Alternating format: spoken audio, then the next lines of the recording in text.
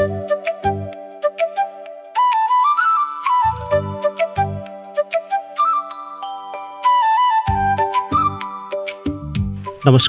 U-turn business एकाडेमीको प्रस्तुति U-turn संवादमा स्वागत छ। म वाक्त थोकर र आजको युटर्न संवादमा हामीसँग अतिथिको रूपमा हुनुहुन्छ एक सफल उद्यमी, समाजसेवी, लेखक तथा प्राज्ञिक व्यक्तित्व, साथै उहाँ नेपाल चेम्बर अफ कमर्सको उद्योग समितिको सदस्य र साथै नेपाल सरकारको उद्योग वाणिज्य तथा आपूर्ति मन्त्रालय अन्तर्गत नेपाल डाइरेक्ट सेलिङ निर्देशक समितिको विज्ञ सदस्य समेत हुनुहुन्छ भने उहाँ युटर्न ग्रुप अफ कम्पनीका अध्यक्ष समेत हुनुहुन्छ भने आजको यो संवादमा हामी उहाँसँगको संवादलाई अगाडि बढाउनेछौँ। उहाँ हुनुहुन्छ आदरणीय बलराम सुवेदी सर। स्वागत छ यहाँलाई। नमस्कार, धन्यवाद। आराम हुनुहुन्छ? आराम सर। केमा व्यस्त हुनुहुन्छ हजुर? व्यस्तता सरले त्यहाँ परिचयमा खुलाए जस्तै म उद्यमी व्यवसायी भएको हुनाले पहिला त म मेरो उद्यम व्यवसायमै व्यस्त छु। धेरै समय मेरो त्यही जान्छ। खास गरी हामीले नेपालमै उत्पादन, त्यो उत्पादनलाई फरक तरिकाले वितरण र धेरैलाई रोजगारीको सिर्जना र देशलाई धेरै इम्प्याक्ट दिने कामको सुरुवात युटर्न मार्फत गरिराखेका छौँ। त्यसैमा मेरो धेरै समय बित्दछ। साथमा म पर्यटन व्यवसायी पनि हुँ। केही समय बचेको मेरो त्यता पनि बित्छ र साथमा म समाजसेवामा लायन्स मार्फत, लायन्स इन्टरनेसनल मार्फत समाजसेवामा पनि भएको हुनाले बचेको समय त्यता र साथमा अलिअलि आध्यात्मिक चिन्तन गर्ने, ध्यान योगा गर्ने भयो हुनाले कहिलेकाहीँ बचेको समय, बिहानको सुरुवात त त्यता भइहाल्छ। अरू बचेको समयमा पनि बेला बेलामा ध्यान क्याम्पहरूमा जाने, मेडिटेसन गर्ने आदि गरेर नै बित्छ मेरो समय र अध्ययन आदि कुराहरू त नियमित भइहाल्यो। यस्तै हो। अब यसरी हेर्दा त हजुर अब यो व्यक्ति एक जिम्मेवारी अनेक होइन? यहाँनिर एकै व्यक्तिले झन्डै अब यो ग्रुप अफ कम्पनीको कुरा भयो, युटर्न ग्रुप अफ कम्पनी सँगसँगै समाजसेवातर्फ पनि त्यत्तिकै चाहिँ लागि पर्नु भएको छ। अब व्यावसायिक कुराहरू, यी सबै कुराहरू लगायत अब यी सबैलाई म्यानेज गर्नको लागि हजुरले टाइम कसरी म्यानेज गर्नुहुन्छ? टाइम भनेको म्यानेज गर्ने चिज हो। तपाईँ हामी अस्तव्यस्त पनि बन्न सक्छौँ, त्यसलाई म्यानेज गरेर व्यवस्थित पनि बन्न सक्छौँ र अहिलेको जमाना भनेको टिमवर्क गर्ने जमाना पनि हो। तपाईँले सबै कुरा तपाईँले जान्नुपर्ने, तपाईँले गर्नुपर्ने, तपाईँले हेर्नुपर्ने भन्ने हुँदैन र कम्पनीहरू पनि एउटा कर्पोरेट हिसाबले चलेको हुन्छ। त्यहाँ चाहिँ एक्सपर्टहरू, एउटा प्रशासनिक स्टाफहरू, अनि त्यहाँ हाम्रो कम्पनी बोर्ड, टिम, अनि विभिन्न विधाहरू, डिपार्टमेन्ट हेर्ने छुट्टा छुट्टै साथीहरूको टिम, अनि सेल्समा एउटा ठुलो सेल्स फोर्स छँदैछ र आदि तरिकाले टिम वर्कमै हामी गरेका हुन्छौँ र अरू कामहरू पनि मिलेर गर्ने होइन, डेलिगेट गर्ने, अरूलाई उत्साहित गर्ने, अरूको चाहिँ क्षमतालाई तपाईँ सक्नुहुन्छ भन्ने उत्साहित गर्ने। त्यसो भने जोसुकै मान्छेले जेसुकै काम गर्न सक्छ र यसो भयो भने अरू कुराहरूलाई पनि तपाईँको जिन्दगीका सबभन्दा महत्त्वपूर्ण पाटाहरू जस्तै परिवार भयो, तपाईँको स्वास्थ्य भयो, तपाईँको आध्यात्मिक चेतना भयो आदि, तपाईँको अध्ययन, मेन्टल ग्रोथको लागि तपाईँको अध्ययनको कुरा भयो, यो सबै कुरालाई पनि तपाईँले केही न केही समय म्यानेज गर्न सक्नुहुन्छ र म यसै गर्छु। अवश्य नै समय म्यानेज गर्ने कुरा, त्यसमा पनि अब आफूले चाह्यो भने यो सम्भव छ। सिस्टमले र टिममा मिलेर गऱ्यो भने सम्भव छ। यो युटर्न ग्रुप अफ कम्पनीको कुरा हामी अगाडि बढाउँदैछौँ। यो ग्रुप भित्र चाहिँ के छ? विभिन्न अन्य कम्पनीहरू पनि? अवश्य यो भित्र अन्य कम्पनीहरू छन्। प्रमुख कम्पनी त युटर्न इन्टरनेसनल कम्पनी हो, जसले चाहिँ नेपालमा उत्पादित खास गरी मौरीजन्य उत्पादनहरू, त्यसपछि जडीबुटीजन्य उत्पादनहरू र अलि नेचुरल कस्मेटिक्स र हाउसहोल्ड सम्बन्धी सामानहरू खास गरी उपभोक्ता मार्फत नै बिक्री गर्छ यसले। अब यो ट्रेडिसनल सिस्टम अफ डिस्ट्रिब्युसन भन्दा अलिक फरक छ र ट्रेडिसनलमा चाहिँ विज्ञापन विभिन्न च्यानल मार्फत बिक्री वितरण हुन्छ भने यो हाम्रो सिस्टममा चाहिँ डाइरेक्ट कम्पनीले कन्ज्युमरलाई बिक्री गर्छ, डाइरेक्ट पर्चेज हुन्छ, सेल्स हुन्छ र त्यो कन्ज्युमरले नै त्यो सामानको सन्तुष्टि सेयर गरेर फिडब्याक सेयर गरेर त्यो व्यापारमा सामेल हुन सक्छ र त्यसबाट मुनाफा आर्जन पनि गर्न सक्छ। र यो चाहिँ नै यो तरिकाले हामीले केही वर्षदेखि व्यापार गरेका छौँ। विश्वमा त यो निकै स्थापित हो र नेपालमा पनि अहिले स्थापित भइसकेको छ। र साथमा चाहिँ नै उत्पादन पनि जुन युटनले बिक्री गर्छ ती उत्पादन गर्ने सामानहरू पनि पहिला हामीले बाहिरबाट आयात गर्थ्यौँ सुरुका दिनमा, अनि अरू थर्ड पार्टीबाट उत्पादन गरायौँ। अहिले हामी आफैले उत्पादन गर्छौँ। हिमालय के ग्रिन नामको उद्योगले त्यो चाहिँ उत्पादन गर्छ र त्यो प्रमुख कम्पनी हो यो ग्रुपको अन्तर्गत। त्यसै गरी अब मान्छेलाई ग्रोथ गर्नको लागि ट्रेनिङ मोटिभेसनको लागि युटन बिजनेस एकाडेमी त्यो अन्तर्गत छ। र त्यसै गरी हामीले माउरीजन्य उत्पादन र एपिथेरापीमा काम गरेका छौँ भने यो नेपालको लागि नयाँ विधा पनि हो। यसको लागि छुट्टै रिसर्च गर्नको लागि र यो विधालाई चाहिँ नै प्रयोग गर्नको लागि हामीले चाहिँ एपी नेचर केयर हस्पिटल भन्ने सुरु गरेका छौँ। त्यो पनि यसै अन्तर्गत पर्छ र यिनै कम्पनीहरू समावेश भएर युटन ग्रुप अफ कम्पनीज बनिएको छ। हजुर, यो कुरा गरिरहँदा अगाडि बढाउँदै गर्दाखेरि यो युटन भन्ने नाम चाहिँ कसरी चाहिँ यो यसको चाहिँ सुरुवात भयो, कसरी यसको कन्सेप्ट सुरुवात भयो? हजुर, हामी अलिकति फरक तरिकाले सोध्ने मान्छे हौँ। जे भइरहेछ आउट अफ द बक्स, तपाईँले जे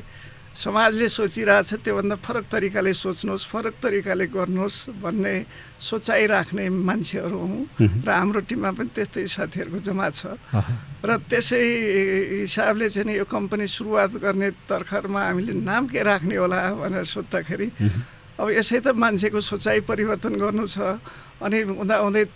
त्यो व्यापारको कारणले चाहिँ जिन्दगी परिवर्तन गर्नुपर्ने छ, स्वास्थ्यको चेतनामा परिवर्तन गर्नुपर्ने छ देखि लिएर उसको सोचाइदेखि व्यवहार र कार्यमा सबैमा चेन्ज ल्याउनु पर्ने छ भने होइन हामी अनि खोज्दै जाँदाखेरि युटर्न भन्ने चाहिँ नि दिमागमा आयो। अनि युटर्नले चाहिँ नि म्याच गर्छ भन्ने लागेर हामी त्यो नाम राखेको हो र अहिले खुसी नै लागेको छ यो नाम सुन्दाखेरि। सबैले चाहिँ नि कसरी जुराउनु भयो त गजबको जुराउनु भएछ भन्छन्, खुसी लाग्छ। भनेपछि you have to turn yourself, होइन? स्योर, तपाईँ जे दिशामा हुनुहुन्छ टर्न गर्नुहोस्, त्यो सोचाइबाट सुरु हुन्छ। सोचाइबाट एकदम माइन्ड सेटको, माइन्ड प्याटर्नको कुरो आयो। कहिलेतिरबाट सुरुवात भयो चाहिँ? हजुर, अहिले हामी 7औं वर्षमा रनिङ छौँ। 77 सालमा सुरु गरेको हो। डाइरेक्ट सेलिङको आधा बेसमा रहेको कम्पनी भएको हुनाले यहाँलाई पनि र दर्शकहरूलाई, अडियन्सलाई चाहिँ धेरै कुराहरू जानकारी छ डाइरेक्ट सेलिङको बारेमा। र पहिला केही विवादित पनि थियो नेपालको परिवेशमा। विदेशमा यो 40को दशकबाट सुरु भएर स्थापित भइसकेको, खास गरी अमेरिकाबाट सुरु भयो। अनि 80को दशकमा चाहिँ नि अमेरिकामा यो फुल्ली लेगलाइज भएको छ र त्यसपछि चाहिँ नि युरोप, एसियाको पनि सबभन्दा पहिला सिङ्गापुर, मलेसिया हुँदै इन्डिया, चाइना र नेपालमा चाहिँ नि 90को दशकमा अलि इन्फर्मली बाहिरका कम्पनीहरू आएका छन् र ती कम्पनीहरू चाहिँ नि अब यहाँ कोही दर्ता नभएर, कोही चाहिँ लिगल प्रोसेसहरू पुरा नगरेर आएका कारणले चाहिँ नि त्यसले एउटा नेगेटिभ इम्प्याक्ट पनि परेको छ त्यति बेलाको समयमा अध्ययन हेर्दाखेरि, रिसर्चहरू हेर्दाखेरि। अनि त्यसपछि राज्यले त्यसलाई कानुन बनाएर व्यवस्थित गर्नेको सट्टा नियन्त्रण गर्नेतिर तिमीहरूले यहाँ काम गर्न पाउँदैनौ भनेको देखिन्छ त्यति बेला। र दोस्रो फेजमा चाहिँ नेपालले 2060को दशकमा र नेपालका कम्पनीहरू खुलेका देखिन्छन् नेपालमा डाइरेक्ट सेलिङमा आधारित। र ती कम्पनीहरूले कसैले नेपालको उत्पादन सुरु गरेका, कसैले चाहिँ विदेशी उत्पादनहरू ल्याएर बेचेका र कसैले कानुन नभए हुनाले अब सेवा सर्भिस आदिहरू पनि बेचेको देखिन्छ। तर त्यति बेला कानुन बनिसकेका थिएन। कानुन नबनिसकेपछि कम्पनीहरूले के गर्ने, के बेच्ने, के नबेच्ने, कसरी बेच्ने आदि कुराहरूको निर्क्युल नहुनाले त्यहाँ चाहिँ अलिअलि माल प्र्याक्टिसेसहरू पनि भएको देखिन्छ। र त्यो भएपछि यो त अलि सिरियस कुरा रहेछ र यसलाई चाहिँ कानुन बनाएर व्यवस्थित गर्नुपर्छ भन्ने उद्देश्य बोकेर 2067 सालमा नेपालको सर्वोच्च अदालतले नेपाल सरकारको नाममा यो व्यवसाय अलि सिरियस र अलि चाहिँ नि सेन्सिटिभ व्यवसाय रहेछ, यसको लागि छुट्टै कानुन बनाउनु भनेर आदेश दिएको छ 67मा र त्यो आदेशमा टेकेर नेपाल सरकारले चाहिँ नि कानुन बनायो 2074 सालमा यसको ऐन बन्यो र त्यसको आधारमा चाहिँ नि 76मा चाहिँ नि यसको नियमावली बन्यो र त्यसपछि चाहिँ नि वाणिज्य विभाग अन्तर्गत यसले चाहिँ नि वाणिज्य विभागले हेर्ने गर्छ, उसले चाहिँ नि यो अन्तर्गत प्रत्यक्ष व्यापार गर्न चाहने कम्पनीहरू लाइसेन्स लिन आउनुहोस् भनेर आह्वान गरेका थिए 77मा र हामीले त्यही आह्वानको आधारमा 77को सुरुमै असारमा हामीले चाहिँ नि एप्लाई गरेर लाइसेन्स प्राप्त गरेका हौँ र त्यसबाट नै यो कम्पनी सुरुवात भएको छ। लाइसेन्स भन्नाले इजाजतको कुरा आयो, अर्थात् डाइरेक्ट सेलिङ कम्पनीहरूले लिनुपर्ने इजाजतको कुरा भन्नुभयो हजुरले। हजुर, अब यो हुनलाई अरू प्राइभेट व्यवसाय गर्दाखेरि पनि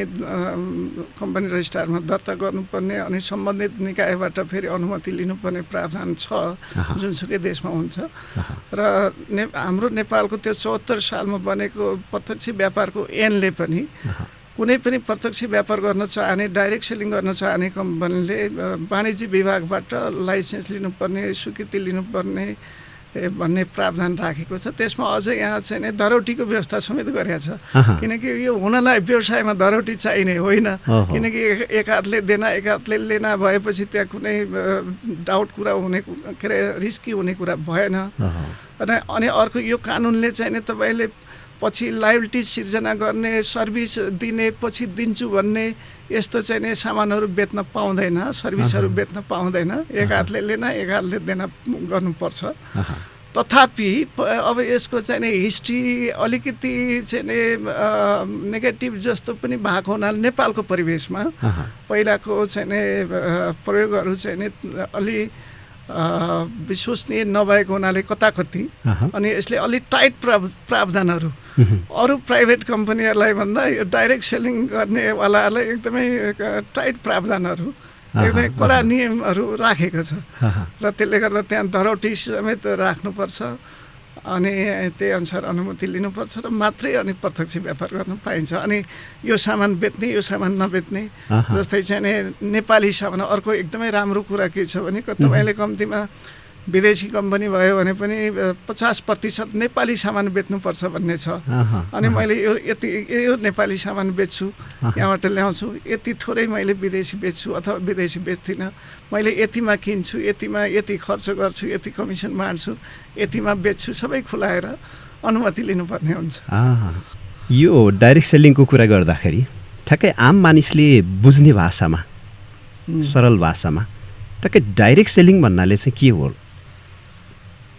यो दुईटा कुरा जोडिएर बनेको छ डाइरेक्ट सेलिङ। एउटा त तपाईँ हाम्रो समाजमा यो सिफारिस पद्धति भन्ने जुन पहिलादेखि चलेको छ, जुन हाम्रो हजुरआमालाई हजुरबुवाहरूलाई बाजेहरूलाई डाइरेक्ट सेलिङ प्रत्यक्ष व्यापार यस्तो केही पनि थाहा थिएन,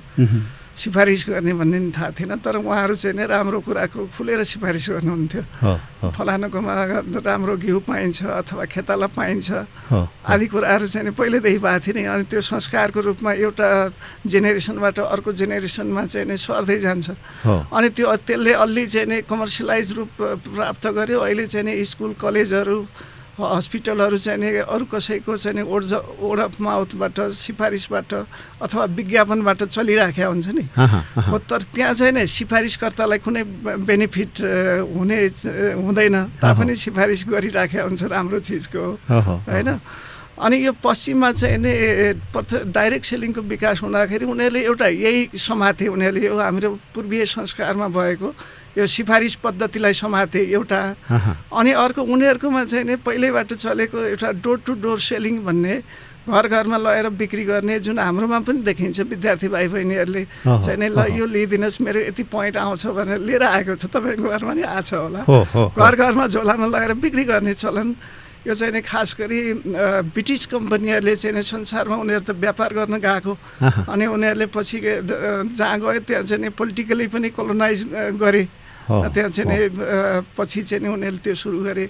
तर उनीहरूले त्यसरी लाँदाखेरि अमेरिकामा अथवा युरोपमा अरू देशहरूमा त्यसरी प्रत्यक्ष व्यापार गराउँथे आफ्ना मान्छेहरूलाई तालिम दिने घर घर पठाउने अनि आज चाहिँ नि ल मानव 10,000 को सामान लिएर कसैले गयो त्यो चाहिँ नि बिक्री गरेर आयो भने त्यसको सर्टेन प्रतिशत उसलाई बोनसको रूपमा दिने तर त्यहाँनिर ल्याकिङ उनीहरूले के देख्यो भने यो त दिनदिनै घर घर बोकेर लानु पर्यो अनि एक्लै गर्नु पर्यो बाइचान्स बिरामी भयो भने त त्यहाँ त इन्कम अर्काले बेचेको त त्यहाँ त कलेक्सन के अरे उसलाई जोडिने भएन भनेपछि उनीहरूले सोल्युसन निकाले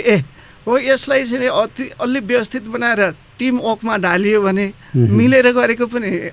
कमिसन आउने बनाइयो भने र त्यो चाहिँ नि नेपाल इन्डिया जस्ता चाहिँ नि के अरे एसियन देशहरूमा सदियौँबाट चलेको सिफारिस पद्धतिलाई जोडिदियौँ भने यो दुईवटा डोर टु डोर सेलिङ र यो सिफारिस पद्धतिलाई जोडेर चाहिँ नि हामीले एउटा व्यवस्थित सिस्टम बनायौँ भने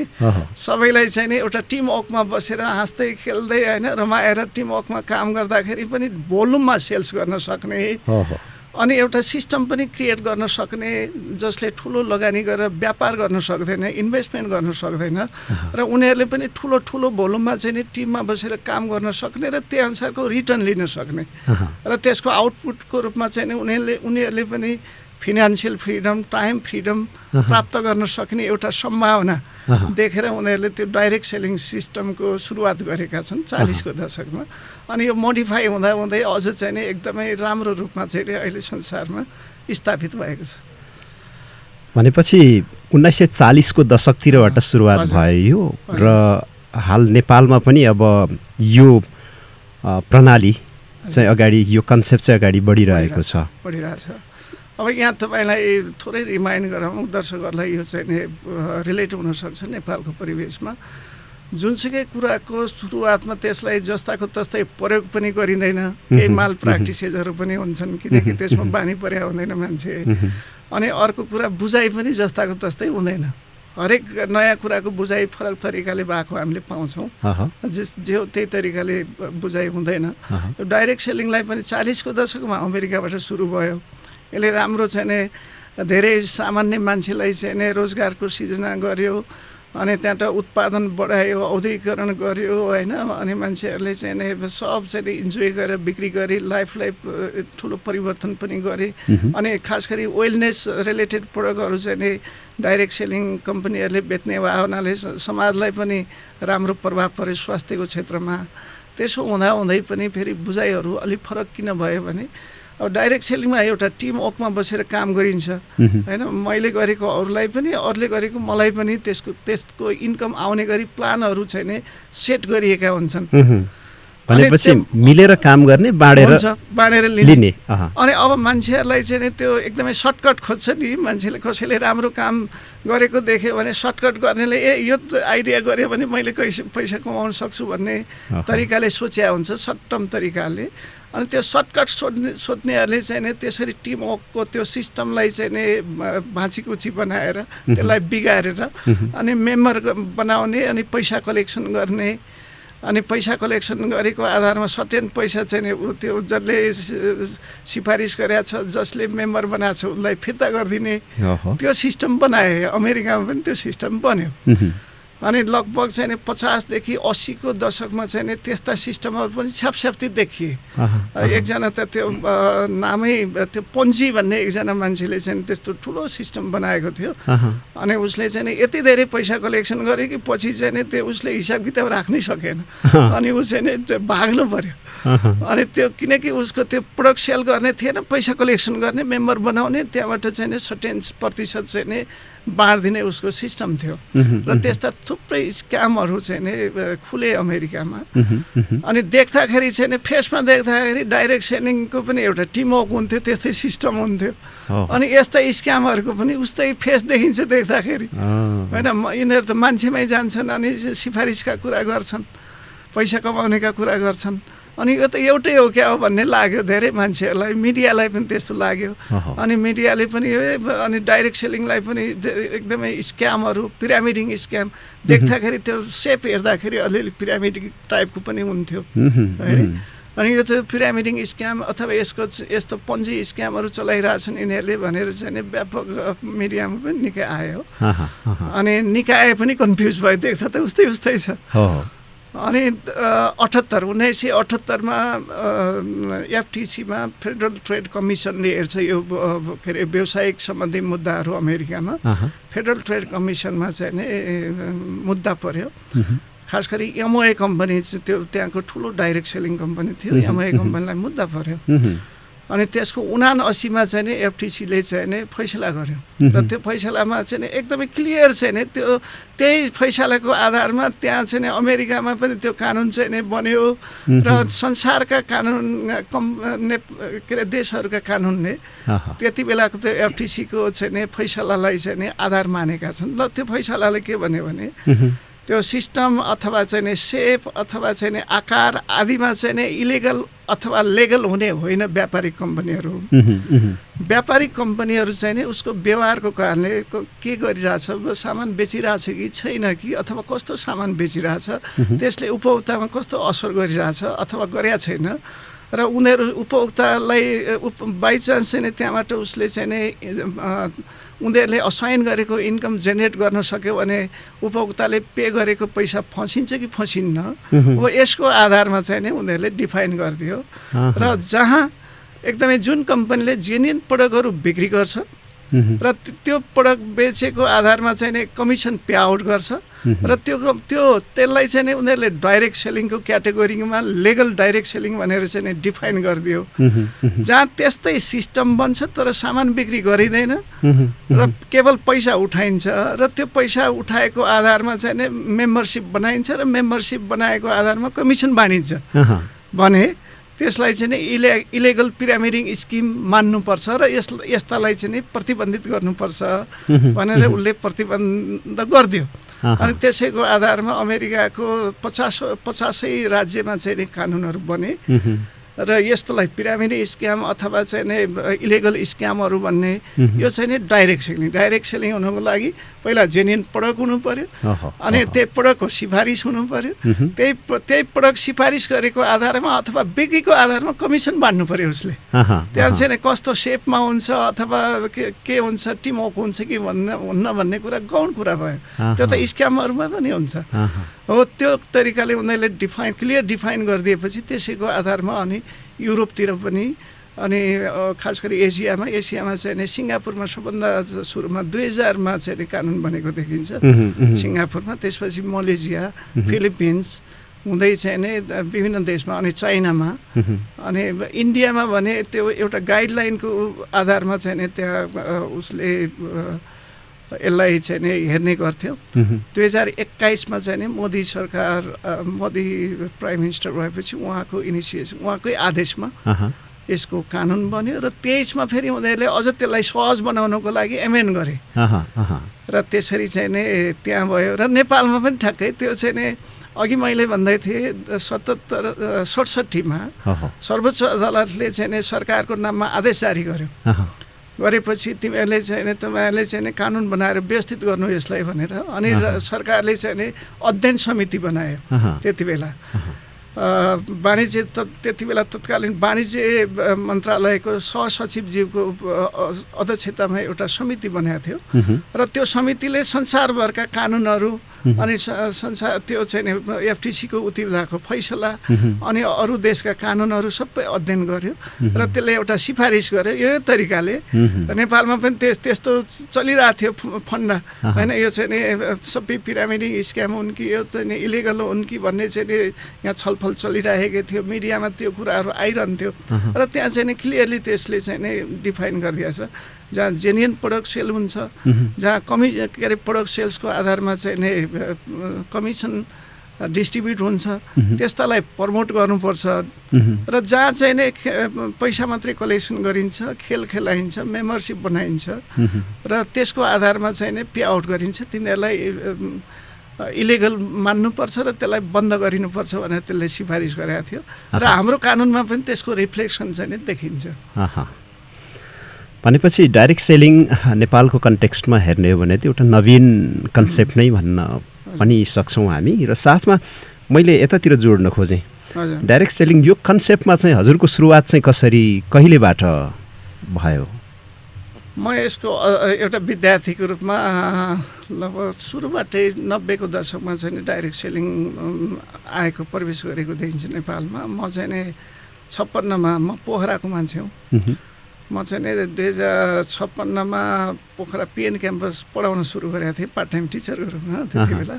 अनि त्यति बेला चाहिँ नि डाइरेक्ट सेलिङको चाहिँ नि आवाज निकै आएको थियो पोखरामा। जस्तै अघि मैले नाम लिएको एमओए कम्पनी इन्डियामा चाहिँ नि ठुलो इन्भेस्टमेन्ट सहित उनीहरू चाहिँ नि अहिले एकदमै लिडिङ कम्पनीको रूपमा छ र नेपालमा पनि इन्डिया थ्रु उनीहरूले व्यापार गर्थ्यो। अहिले पनि बोर्डरतिर सायद गरेको पनि हुनसक्छ, त्यति थाहा छैन मलाई। अनि उनीहरूको प्रडक्टहरू चाहिँ नि यस्तो राम्रो प्रडक्ट कि यो डाइरेक्ट सेलिङ कम्पनीहरू यो वर्ड अफ माउथ विज्ञापनको आधारमा जानुपर्ने भावनाले प्रडक्टहरू एकदमै राम्रो हुँदो रहेछ यिनीहरूको। अनि त्यसको प्रडक्टहरू चाहिँ नि युज गरेको मैले एकदमै राम्रो लाग्यो। र आएपछि म उनीहरूको सिस्टम पनि त हजुरले भने जस्तै एकदमै इनोभेटिभ, एकदमै नयाँ कन्सेप्ट है त्यो सब। अनि एक दुईवटा ट्रेनिङ प्रोग्राममा म चाहिँ नि सामेल भएँ, त्यो पनि राम्रो लाग्यो। लागेपछि म त्यहाँ उसका प्रडक्टहरू युज गरेँ। अनि अरू केही कम्पनीहरूका ट्रेनिङहरूमा पनि म गएँ। मलाई अध्ययन गर्न निकै चासो लाग्यो त्यसपछि यो सिस्टम के हो भनेर। अनि म अध्ययन गर्ने सिलसिलामा म चाहिँ नि मलेसिया, फिलिपिन्स, हङकङ अनि इन्डिया जस्ता देशहरूमा गएँ। त्यहाँका डेटाहरू अध्ययन गरेँ, त्यहाँका रिसर्चहरू हेरेँ, त्यहाँका प्र्याक्टिसेसहरू हेरेँ, ट्रेनिङहरू लिएँ। र त्यो चाहिँ नि मलाई एकदमै मजा लाग्यो त्यो। अनि त्यसपछि चाहिँ नि हामीले बिचमा प्रोडक्सन सुरु गरेर 60को दशकमा एउटा कम्पनी पनि सुरु गरेका थियौँ हामीले। र पछि चाहिँ नि सर्वोच्च अदालतले कानुन बनाएर व्यवस्थित गर्नु, त्यो त्यति बेलासम्म स्थगित गर्नु भन्ने आदेश आइसकेपछि त हामीले पनि स्थगित गऱ्यौँ। किनकि अरू केही कम्पनीहरू चाहिँ नि बिना सामानको चाहिँ नि सर्भिस बेचेर आइरहेको थियो, उनीहरूको इम्प्याक्टले गर्दा त्यो आदेश दिया हो सर्वोच्चले। र हुनलाई हामीले पनि त्यसलाई पज गर्नु पर्यो। तथापि त्यो बिचमा पनि अध्ययन गरियो, संसारमा अध्ययन गरियो त्यसका इम्प्याक्टहरू। जस्तै अमेरिकाका इम्प्याक्टहरू, जस्तै डाइरेक्ट सेलिङको एउटा हजुरलाई चाहिँ नि इम्प्याक्टको कुरा गर्दाखेरि अमेरिका र चाइनाको चाहिँ नि त्यो ट्रेड इम्ब्यालेन्स नेपाल र इन्डियाको जस्तै छ, यो हामी सबैलाई थाहा छ होइन। इन्डिया निकै के अरे अमेरिका निकै लसमा छ र अमेरिका र जापानको पनि त्यस्तै छ। अमेरिका निकै ठुलो लसमा छ, बढी आयात हुन्छ। अनि त्यो डाइरेक्ट सेलिङ कम्पनीहरूका चाहिँ नि 10औं ठुला कम्पनीहरू चाइनामा गएर व्यापार गर्नाले त्यो इम्ब्यालेन्सलाई अलिक कम गर्नको लागि त्यसले सपोर्ट गरेको छ अमेरिकालाई। र म तपाईँलाई एउटा जापानको इक्जाम्पल दिन्छु। जापानमा चाहिँ नि अब जापान त प्रोडक्सनमा त एकदमै माहिर, जापानिज ब्रान्ड भनेको होइन। र उनीहरूको आफ्नै देशको सामानहरू बढी बेच्छन् उनीहरूले, प्रोडक्सन त्यही हुन्छ। यो एउटा ठुलो इम्प्याक्ट। कम्तीमा आयात प्रतिस्थापन गर्न सक्छन्, आफ्नै देशमा चाहिँ उत्पादन गरेर बाहिर आउने वस्तुहरूलाई रोक्न सक्छन् उनीहरूले। त्यसपछि चाहिँ नि नजिकको चाहिँ नि नेबरिङ कन्ट्रीहरूमा आफ्ना सामानहरू पुर्याएर त्यहाँबाट चाहिँ नि निर्यात गर्न सक्छन्। सबै के अरे डाइरेक्ट सेलिङ कम्पनीको कुरा गर्नुहुन्छ भने अमेरिकामा 1 करोड 20 लाखभन्दा बढी मान्छेलाई रोजगार दिएका छन्। अनि यति बेला अब यहीँ इन्डियाको कुरा गर्नुहुन्छ भने लगभग 1 करोड वरिपरि मान्छेलाई चाहिँ रोजगारी दिएका छन् उनीहरूले। अनि त्यहीँका लोकल कम्पनीले ठुला इन्भेस्ट गरेका छन्। अनि नेपाल लगायतका साउथ एसियन कम्पनीमा उनीहरूले चाहिँ आफ्ना सामानहरू पुर्याएका छन् अनि निर्यात गरेका छन्। अनि त्यसको कारोबार अनुसार उनीहरूले ठुलो मात्रामा चाहिँ ट्याक्स तिरेका छन्। अनि त्यसको कारणले चाहिँ देशको लागि ठुलो इम्प्याक्ट दिएका छन्। अनि मान्छेलाई ग्रो गरेका छन् हेर्नुहोस्। अनि अर्को इम्प्याक्टको कुरा गरौँ तपाईँलाई अचम्मको, हाम्रो नेपालमा चाहिँ नि महिला सशक्तिकरणको कुरा गरिन्छ, भाषणमा धेरै चर्का कुरा गरिन्छ। तर अब त्यो भाषणले मात्रै त सशक्तिकरण त हुँदैन। महिलालाई तपाईँले जबसम्म आफ्नो खुट्टामा आत्मनिर्भर बनाउनुहुन्न ऊ त के अरे सशक्तिकरण त हुँदैन। यो डाइरेक्ट सेलिङको तपाईँले डाटा हेर्नुभयो भने 72% मान्छेहरू टोटल डिस्ट्रिब्युटरमा संसारमा अहिले चाहिँ नि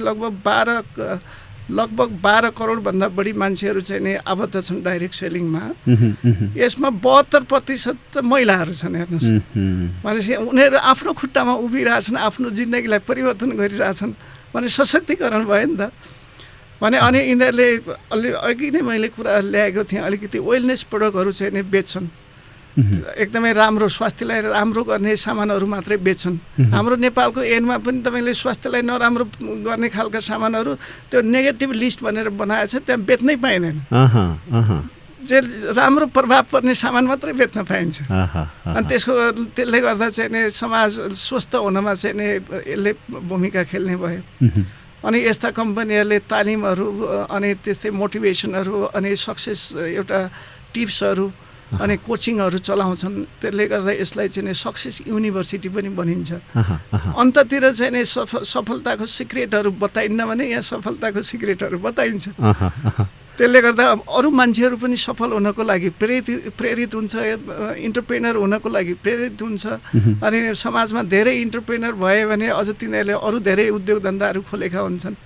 र त्यो इम्प्याक्ट उनीहरूले देखिसकेका छन् र हामीले पनि त्यो इम्प्याक्ट देखाउन सकिन्छ भन्ने विश्वास छ त्यही कारणले युटर्न पनि त्यही चाहिँ नि एउटा मिसन मोटो बोकेर अगाडि बढिरहेछ केही रूपमा हामी चाहिँ नि अलिअलि सफल पनि भएको छौँ यति विशाल सम्भावना बोकेको एउटा इन्डस्ट्री डाइरेक्ट सेलिङ इन्डस्ट्री र यसमा पनि यसको ग्लोबल इम्प्याक्टको कुरा अझै हजुरले भर्खरै भन्दै हुनुहुन्थ्यो एउटा सफलताको विश्वविद्यालयको रूपमा यसलाई लिन सक्छौँ यो क्रममा फेरि संवादको क्रममा हजुर भन्दै हुनुहुन्थ्यो अघि म पोखराबाट पिएन क्याम्पसमा पढाउँदै थिएँ त्यसपछि म यो डाइरेक्ट सेलिङ इन्डस्ट्रीको अध्ययनको क्रममा एज अ विद्यार्थी नै को रूपमा म चाहिँ यसलाई अध्ययन गर्दै विभिन्न ठाउँमा पुगेँ राष्ट्रिय तथा अन्तर्राष्ट्रिय रूपमा यो कस्तो थियो त्यति बेलाको समय हजुर त पढाउँदै गर्नुभएको एक व्यक्ति उतापट्टि फेरि डाइरेक्ट सेलिङ इन्डस्ट्रीसँग चाहिँ रिलेट भएर अगाडि बढ्नको लागि कतिको सहजता अथवा हिजो कति समयहरूलाई यसो थोरै राखौँ कि एक त तपाईँ हरेक नयाँ कुराहरू गर्नुहुन्छ भने त्यहाँ सहजताभन्दा असहजता बढी च्यालेन्जेसहरू धेरै हुन्छ मान्छेले पचाउँदैन होइन त्यही मान्छे त्यसरी चाहिँ नि इभ्यालुएसन गरिदिन्छ बाहिर फेस हेरेर चाहिँ नि बाहिर गुदो हेर्न चाहँदैन मान्छेले तपाईँलाई भनिदिन्छ र ती कुराहरू मलाई पनि परेको छ अनि नयाँ काम अनि तपाईँले चाहिँ नि कुनै पनि उद्यम गर्नुहुन्छ भने त्यहाँ आजको भोलि तपाईँले परिवर्तन ल्याउन सक्नुहुन्न उद्यमीले अवश्य पनि ठुला ठुला भिजन राखेर काम गर्छ र त्यो पुरा पनि गर्छ उसले चाहिँ नि राम्रो ट्र्याकमा हिँड्न सक्यो राम्रो लाइनमा हिँड्न सक्यो भने त्यो सक्सेस ट्र्याकमा हिँड्न सक्यो भने तर त्यसको लागि त टाइम लिन्छ त्यो जुनसुकै उद्यमीको त्यही हाम्रो विनोद चौधरी भन्नुहोस् अथवा संसारका उत्कृष्ट उद्यमी भन्नुहोस् उहाँहरूको आजको भोलि त सफलता भएको होइन उहाँले त ठुला ठुला च्यालेन्जेसहरू पार गर्न सकेको हुनाले नै त्यो सफलता प्राप्त गर्नुभएको छ र मलाई पनि अवश्य सुरुमा त्यस्तै च्यालेन्जहरू फेस गर्नु परेको छ म चाहिँ नि एउटा आफू टिचिङ गर्थेँ मेरो म्याडमले चाहिँ नि मेरो कलेजको गेट नजिकै व्यवसाय गर्थ्यो अनि हामी व्यवसायमा पनि लगभग जमाएको थियौँ म चाहिँ नि अब गाउँबाट आएको होइन कलेज पढाउने आफैले पढेको कलेजमा अनि त्यहीँ आफूले पढाएका टिचरहरूसँग पढाउन जाँदा त्यो जस्तो गर्वको कुरा केही हुन सक्दैन मेरो परिवारले त्यस्तै गर्व गर्थ्यो मेरो आफन्तले त्यस्तै गर्व गर्थ्यो वा बलराम जस्तो भन्ने त्यस्तो चाहिँ नि एउटा अलिअलि सानो सानो ब्रान्ड बनेको थियो तर मलाई चाहिँ नि म त्यो साथीलाई पनि धन्यवाद दिन्छु एकजना साथीले मलाई चाहिँ नि त्यसको एउटा किताब त मैले ल्याएको छु बिजनेस स्कुल भन्ने यो रोबर्ट टी कियोसाकी जसलाई मैले मेरो फिनान्सियल गुरु पनि मान्छु इन्टरप्रेनर गुरु पनि मान्छु उहाँले लेख्नु भएको क्यास फ्लो क्वाड्रन्ट अनि अर्को रिच ड्याड पोर ड्याड भन्ने यो दुईवटा किताब चाहिँ नि मलाई एकजना साथीले पढ्न दिनुभएको थियो मैले पढाउँदै म आफ्नो त्यो करियरमा निकै गर्व गर्थेँ होइन बिहान उठ्यो 4 बजे उठ्यो 5 बजे हिँड्यो कलेज गयो अनि पहिला कोचिङतिर गयो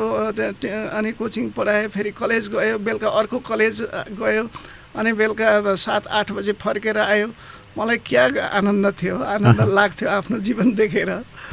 अनि अरूले पनि वा क्या बिजी छ बलराम जस्तो भन्ने चाहिँ थियो मेरो टिचरहरूले मलाई वा बलराम बधाई छ भन्नुहुन्थ्यो मेरो आफन्तले त्यही भन्नुहुन्थ्यो जब मैले त्यो किताब खास गरी क्यास फ्लो क्वाड्रन्ट त्यो रोबर्ट टी कियोसाकी अमेरिकाको एकदमै चर्चित उद्यमी पनि हो डोनाल्ड ट्रम्पको चाहिँ बिजनेस पार्टनर पनि हो उहाँहरू दुईजना मिलेर थुप्रै किताबहरू लेख्नु भएको छ उहाँले थुप्रै लाइफ चेन्जिङ चाहिँ ट्रेनिङहरू मोटिभेसनहरू र किताबहरू राइट गर्नुहुन्छ अनि त्यो किताब चाहिँ नि मैले पढेँ इङ्ग्लिसमा थियो किताब मैले पढेँ अनि पहिलो च्याप्टर पढ्यो अनि आफूलाई ड्याङ्ग त्यो घन हाने जस्तो हुन्छ दोस्रो च्याप्टर पढ्यो झन् अर्को घन हान्छ आज तिमी चाहिँ नि एकदमै गौरव गरिरहेछौ अब 5 वर्षपछिको जिन्दगी हेर त तिमी आज जे गरिरहेछौ त्यही गरिरहेछौ त्यही गरिरहेको हुन्छौ यसमा त कुनै चेन्ज आउँदैन बरु आज तिमीलाई चाहिँ नि केही फुर्सद होला आफन्तकोमा जाने परिवारलाई दिने अथवा बिरामी पर्दा चेक गराउने बुवा आमालाई भेट्ने समय होला अब 5 वर्षपछि तिमीले जे गरिरहेछौ त्यही गर्यो भने तिमीलाई त त्यो बुवा आमालाई भेट्ने पनि समय हुँदैन यसो हेर्छु अनि सफल भएका आफ्ना गुरुहरूलाई हेर्छु उहाँहरू त झन् व्यस्त हुनुहुन्छ हेर्नुहोस् मभन्दा पनि डाक्टरहरू हेऱ्यो अथवा इन्जिनियर हेऱ्यो सफल भएको भने उहाँहरूलाई त झन् कुनै समय छैन मैले त 15 वर्षपछिको उसले पिक्चर दिन्छ मलाई 15 वर्ष पनि त्यस्तै तिमी त यही चाहिँ नि एउटा दगुराईमा एउटा सामान्य चाहिँ नि जनावर जसले चाहिँ नि बिहान पेट खानको लागि बिहान दगुर्दै जान्छ बेलुका आउँछ बच्चा पाउँछ र त्यही एउटा सर्कलमै तिम्रो जिन्दगी बिचै ख्याल गर भनेर उसले चाहिँ नि किताबमा भन्छ हेर्नुहोस् रिच ड्याड पुअर ड्याड र क्यास फ्लो क्वाड्रन्ट भनेको रोबोटिक कियोसाकीको ओके अनि त्यो पढिसकेपछि मलाई चाहिँ नि अनि एकदमै ओहो यो त जिन्दगी त यसले त अब मेरो त धरातल त बताइदियो आजको धराल त बताइदियो 10-15 वर्षपछिको धरातल पनि बताइदियो तिमी दकुर गरेर तिम्रो पकेटमा त कहिल्यै पैसा आउँदैन भन्छ फेरि हेर्नुहोस् टेन्सन बनाएपछि म अब चाहिँ नि बिजनेसतिर स्विच हुनको लागि मलाई मेन्टली म प्रिपेयर भएँ अनि त्यसपछि एउटा ट्रेनिङको लागि मलाई चाहिँ एउटा चान्स आयो म हङकङको लागि एउटा भिजन वर्कसपमा जाने चान्स आयो र त्यही साथी जसले मलाई त्यो किताब अफर गर्नुभएको थियो पढ्नको लागि रिक्वेस्ट गर्नुभएको थियो त्यही साथीले चाहिँ नि यस्तो चान्स छ तपाईँले चाहिँ नि त्यहाँ गएपछि काया प्लट गर्नुहुन्छ ल खर्च गरेर जानुहोस् भनेर उति बेलाको 1.5 लाख रुपियाँ खर्च गरेर म चाहिँ नि त्यो ट्रेनिङमा गएको थिएँ र त्यो 1.5 लाखले उस्तै परे पोखरामा राम्रो गणेरी आउँथ्यो त्यति बेला र त्यो मैले मेरो म्याडमको पसल बेचिसकेको थिएँ म्याडमलाई फकाएर त्यो पैसा लिएर गएको केही समय त त्यहाँ पनि खुब चाहिँ नि उ भयो हाम्रो परिवारमा चाहिँ नि उनलाई धेरै पीडा पनि भयो बिचरा अनि जब म फर्केर आएँ मैले चाहिँ नि अनि बल्ल हामी त अब अरूलाई पढाउने टिचर अथवा लेक्चरर प्रोफेसर भए पनि हाम्रो आफ्नो जिन्दगीको कुनै पनि प्लानिङ गरे हुँदो रहेछौँ हाम्रो भिजनिङ प्लानिङ गोल सेटिङ केही पनि हुँदो रहेछ हामी त व्यस्त भएर के अरे कामतिर लाग्दो रहेछौँ अरूको ड्रिमहरू अरूको भिजनहरू पुरा गर्न लाग्दो रहेछौँ कसैले बसेर प्लानिङ गरेको छ भिजन बनाएको छ अनि हामी चाहिँ नि कुद्छौँ उनीहरूको भिजन बाहेक हाम्रो त केही पनि पुरा हुँदैन अनि मैले आफ्नै भिजन सेट गरेर आएँ त्यो 2002 को फेब्रुअरीमा थियो म चाहिँ नि लगभग 10 दिन एउटा वर्कसपमा थिएँ त्यो वर्कसपपछि जिन्दगीको क्लियर पिक्चर म एउटा सामान्य पोजिसनमा थिएँ तर मैले अलि बिग ड्रिम बोकेर आएँ त्यहाँबाट अनि मलाई लाग्यो संसारका जोसुकै मान्छे मलाई उनीहरूले चाहिँ नि त्यो वर्कसपमा एहसास गराएको कुरा आज तपाईँले देखेका जोसुकै सफल मान्छेहरू जति सफल देख्नु भएको छ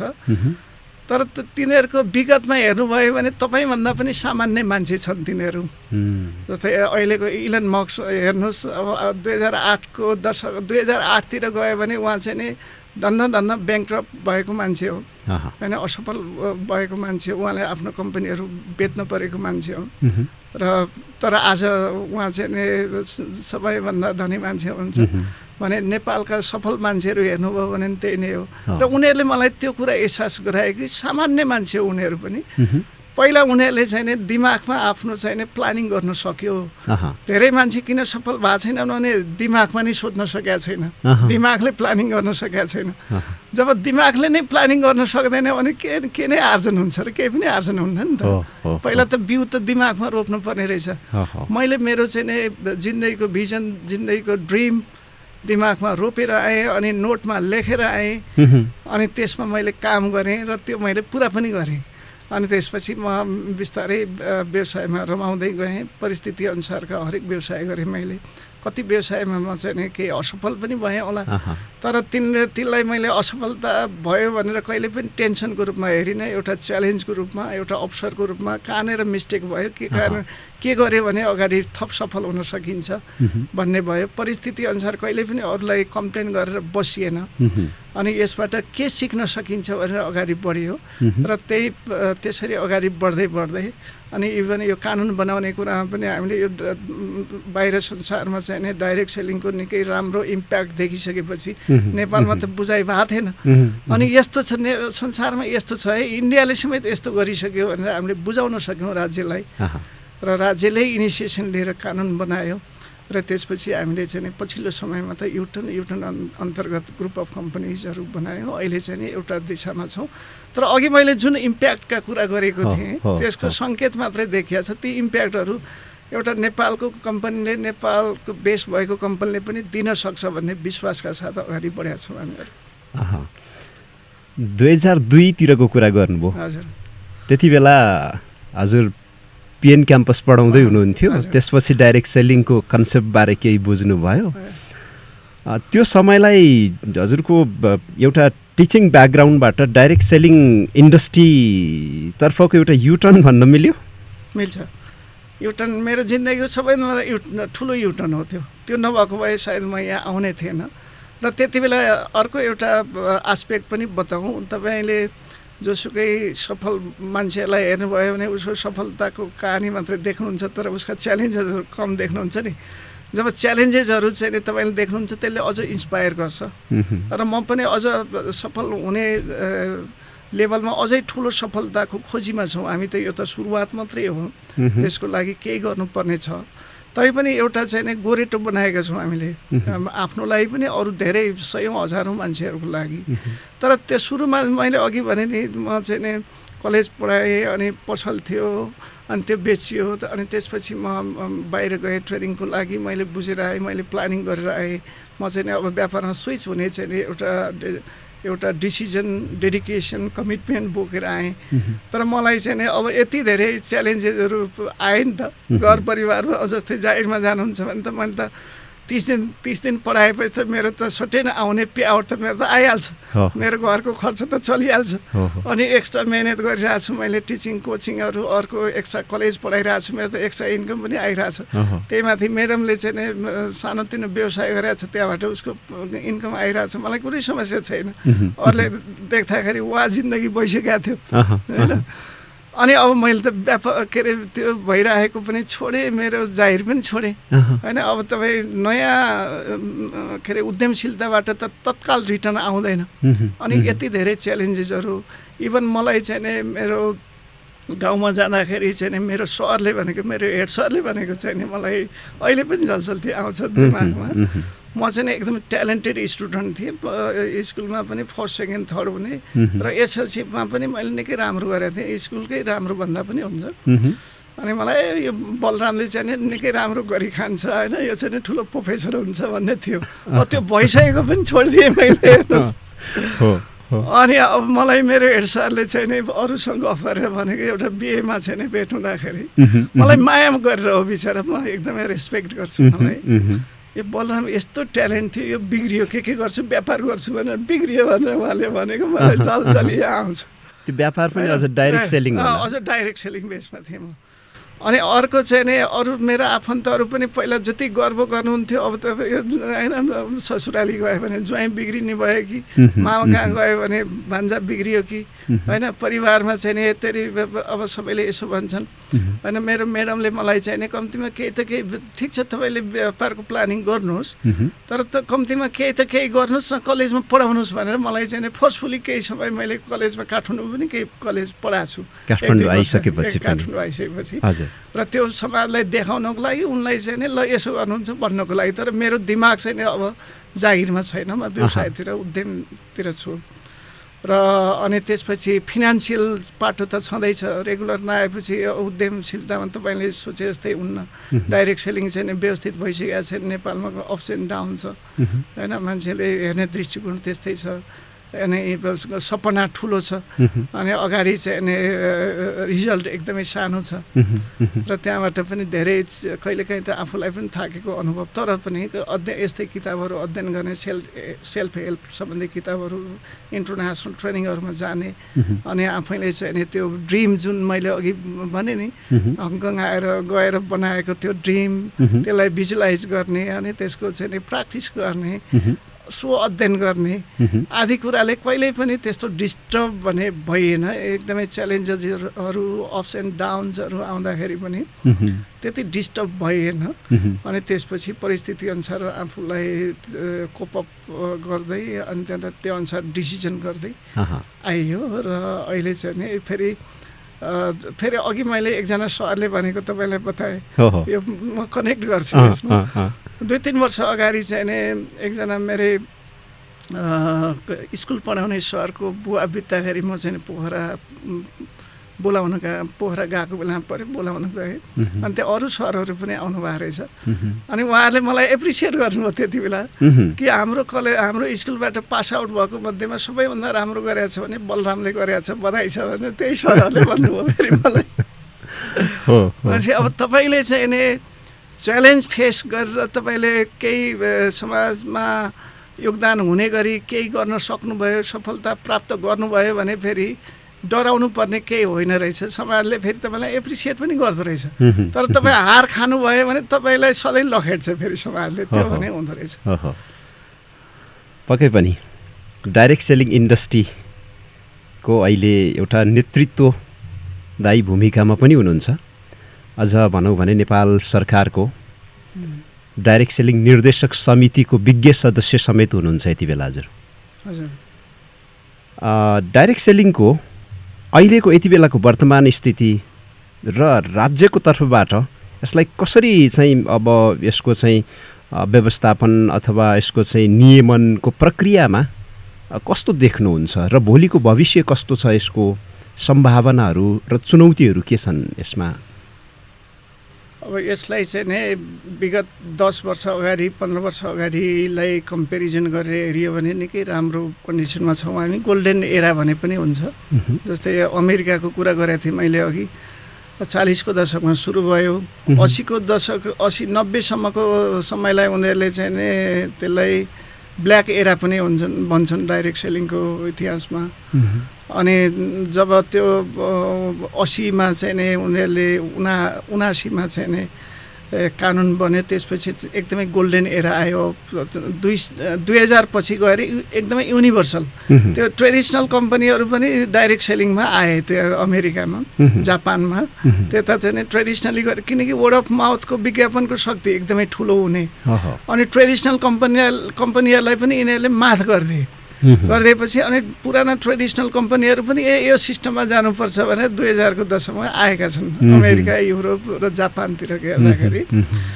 अनि नेपालमा को परिवेश तपाईँले सोधिरहनु भएको छ। नेपालमा पनि 10 वर्ष 15 वर्षको विगतलाई हेर्ने भने निकै राम्रो परिवेश छ। कानुन बनिएको छ, ऐन बनिएको छ, नियमावली बनिएको छ, इभन निर्देशिका बनिएको छ। अनि त्यहाँ के अरे वाणिज्य विभागले हेर्छ र त्यसलाई पनि हेर्ने चाहिँ माथि सचिवज्यूको, वाणिज्य मन्त्रालयको, उद्योग तथा वाणिज्य मन्त्रालयको सचिवज्यूको अध्यक्षतामा निर्देशक समिति हुन्छ। त्यसको सदस्य एकजना म पनि हुँ। र त्यो निर्देशक समितिले फेरि आवश्यक निर्देशनहरू दिने गर्छ, आवश्यक अब्जर्भेसनहरू गर्छ। अनि त्यो वाणिज्य मन्त्रालयले चाहिँ के अरे वाणिज्य विभागले यो एकजना चाहिँ नि यसलाई आफू मन्त्री भएको बेलामा चाहिँ नि यो कानुन बनाउनको लागि इनिसिएट लिने मन्त्रीज्यूले भनेको कुरा सम्झिन्छु म। मैले किन यो बनाएको भने एउटा त 50% नेपाली सामान बेच्नुपर्छ, यसले गर्दा नेपाली उद्योग धन्दाको विकास हुन्छ। अनि यो अरू प्राइभेट कम्पनीहरूभन्दा एकदमै ट्रान्सप्यारेन्ट हुन्छ, किनकि यहाँ चाहिँ नि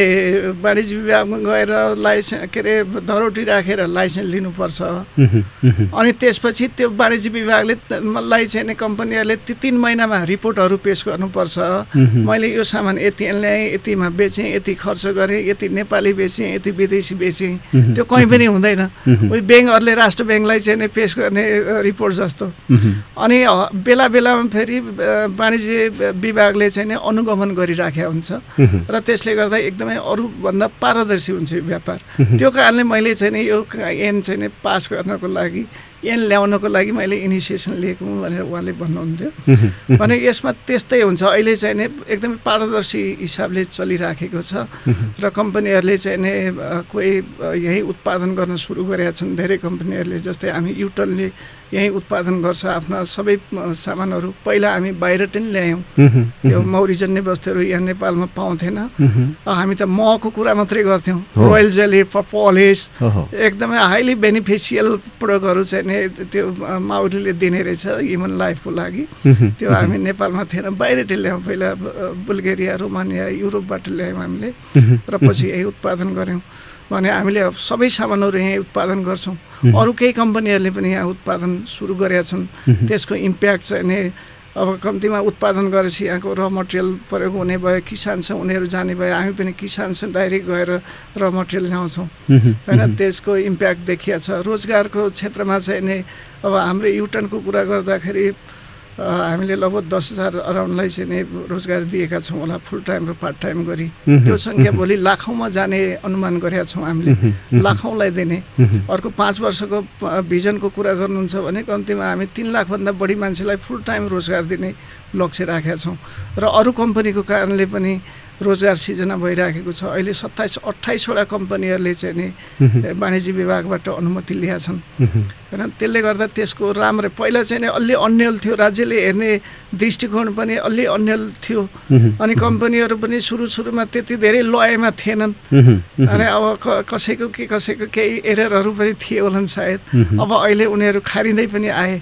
र उनीहरूले पनि आफूमा सुधार्न पर्ने केही कुराहरू भएदेखि सुधारिरहेका छन् र त्यहाँ त्यसको राम्रै इम्प्याक्ट छ। र त्यसो हुँदाहुँदै पनि चाहिँ नि केही च्यालेन्जहरू छन्। के च्यालेन्जहरू के छन्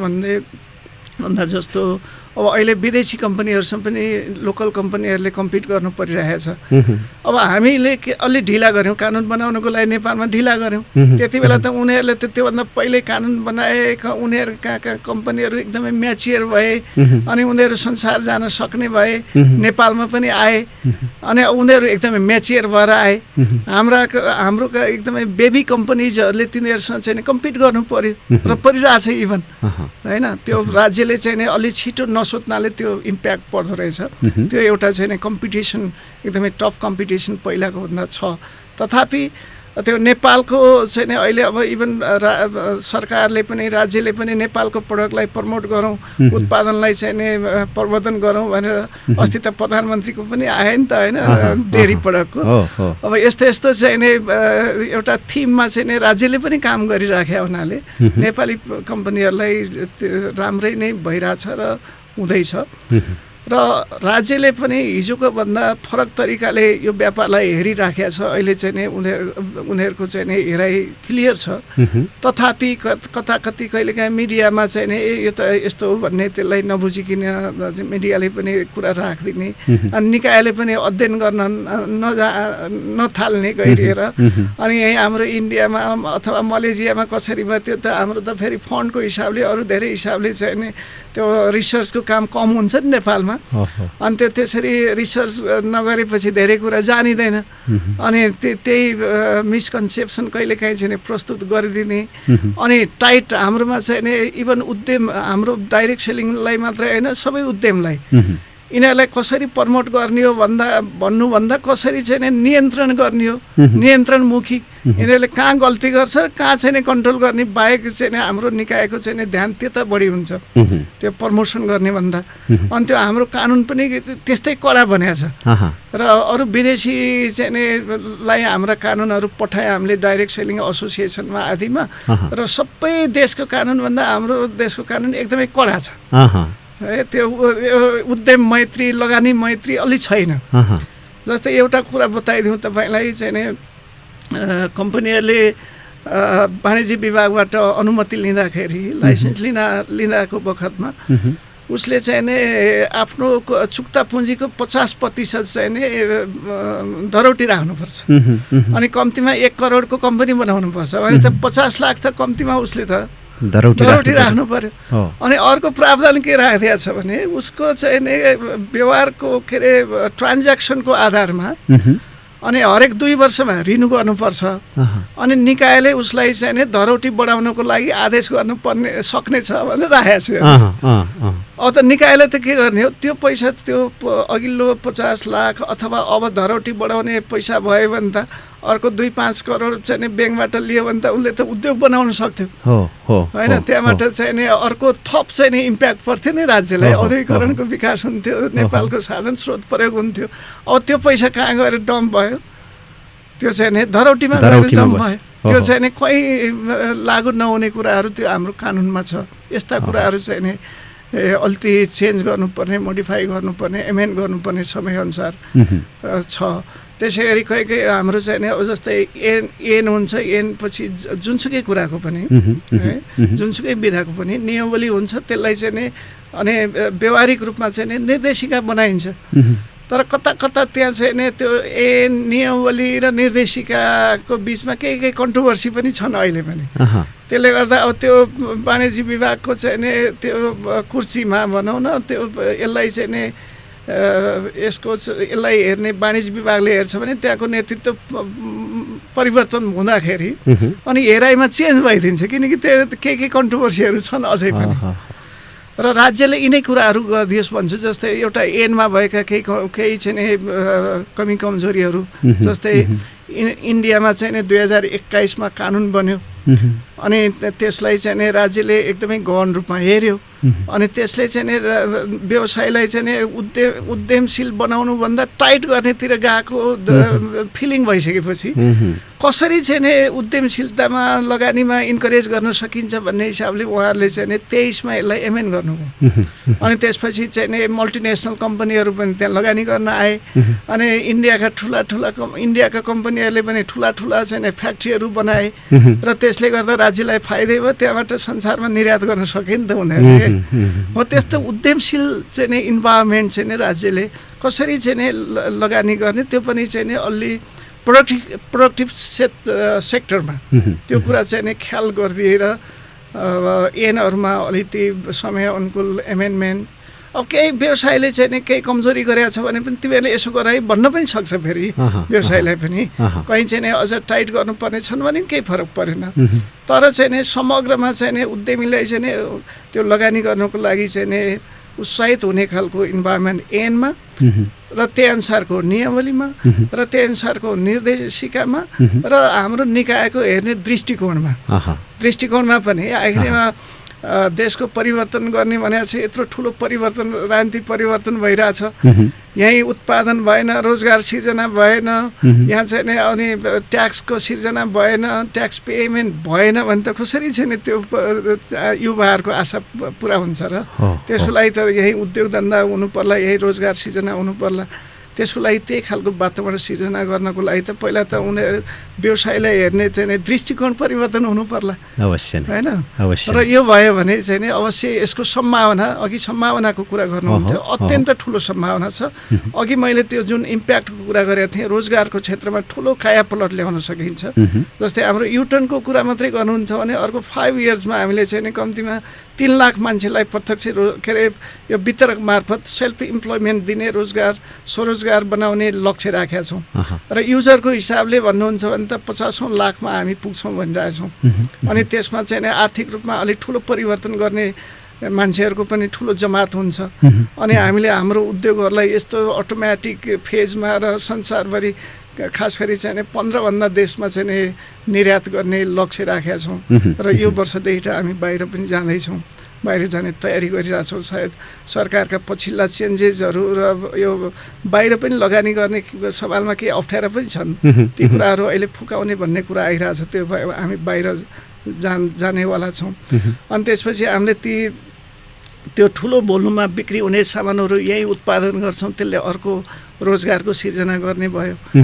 अनि त्यसपछि हामी किसानसँग डाइरेक्ट हामीलाई चाहिने जडीबुटीहरू, र मटेरियलहरू, यो मौरीजन्य चिजहरू डाइरेक्ट किसानहरूबाट ल्याउने हाम्रो पोलिसी छ। त्यसो भए भने किसानको आर्थिक स्थितिमा ठुलो परिवर्तन ल्याउन सक्ने हामीले देखेका छौँ। र यो लगायत अन्य ठुला कुराहरू चाहिँ नि ठुला परिवर्तनहरू, ठुला इम्प्याक्टहरू एउटा कम्पनीले आँटिरहेछौँ भने यस्ता 30वटा कम्पनी भयो भने तपाईँ यसो सोध्नु न, त्यहाँ कोरियामा अथवा चाहिँ नि जापानमा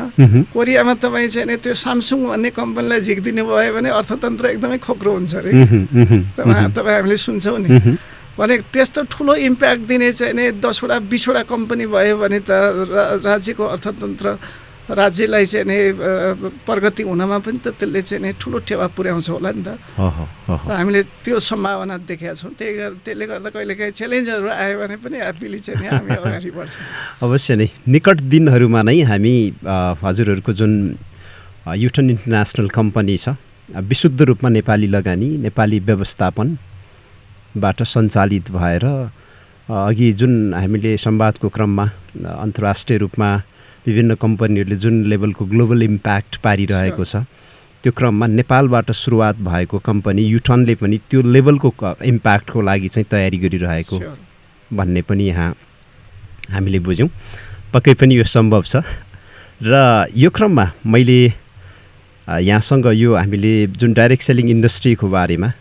नेपालको पृष्ठभूमिलाई हेर्दाखेरि कानुनी रूपमा जुन लेभलको चाहिँ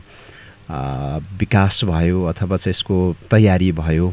यो सँगसँगै अहिलेको यो अवस्थामा डाइरेक्ट सेलिङ इन्डस्ट्री हजुर त एउटा प्राज्ञिक व्यक्तित्व पनि र साथमा फेरि योसँग सम्बन्धित विभिन्न पुस्तकहरू पनि लेखिसक्नु भएको छ यो क्रममा प्राज्ञिक रूपमा चाहिँ यसको एकाडेमिक लेभलमा यसको चाहिँ अध्ययन अनुसन्धान र यसको सामाजिक रूपमा यसको हैसियत अथवा यसलाई कसरी हेरिरहेको छ यसतर्फ के छ हजुरले कसरी बुझाउनुहुन्छ धेरै धन्यवाद निकै महत्त्वपूर्ण प्रश्न सोध्नुभयो मैले पनि मिस गरिरहेको रहेछु इन्फर्मेसन दिनलाई यो इन्डस्ट्रीमा ठुला एकदमै चर्चित र सफल मान्छेहरू पनि लागेको देखिन्छ बाहिरतिर मैले त्यसको रिफरेन्सको लागि अघि नै एउटा किताब देखेँ बिजनेस स्कुल भन्ने रोबर्ट टी कियोसाकीले लेखेको